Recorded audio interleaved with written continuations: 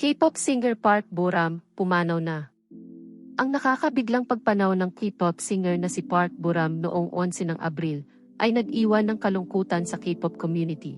Si Park Bo-ram ay pumanaw sa edad na 30 at ang eksaktong detalye ng kanyang pagkamatay ay kasalukuyang iniimbestigahan ng kinaukulan.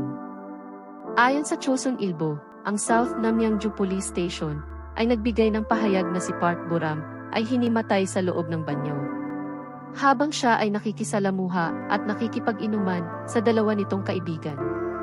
Ang insidenteng ito ay naganap sa bandang alas 10 ng gabi noong Abril 11 sa isa sa mga tirahang pagmamay-ari nila.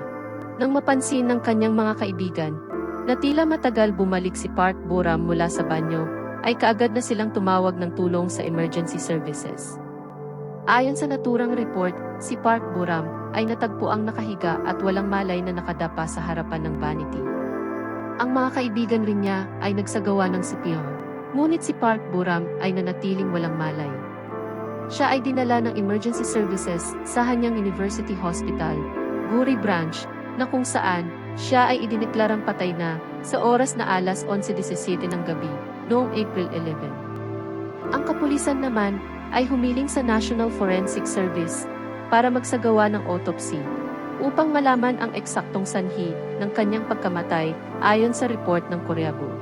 Ang kanyang management agency na Sanadu Entertainment ay nagbigay ng pahayag na nagsasabing si Park Bo-ram ay pumanaw kinagabihan noong April 11.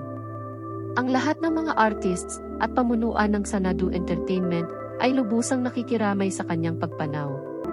Ang buhrol ay gaganapin pagkatapos makipag-usap sa naulilang pamilya. Ang sanhi ng pagkamatay ay kasalukuyang iniimbestigahan ng kapulisan. Ang kanyang agency rin ay humihiling sa publiko at sa media na huwag nang mag-isip at gumawa pa ng kwento tungkol sa pagpanaw niya sa kadahilanang ang mga kapulisan ay nagsasagawa na ng kanilang investigasyon. Ang autopsy ay isasagawa ngayong Sabado ayon rin sa kapulisan. Ang pagpanaw ni Park Bo-ram ay nagbunga ng pagbuhos ng tributes at pakikiramay mula sa kanyang mga fans, mga kapwa artists, at kasamahan sa industriya. Marami rin sa mga ito ang nagpahayag ng kanilang pagkabigla at pagkalungkot para sa namayapang singer sa kanyang talento, kabaitan, at kontribusyon sa music industry.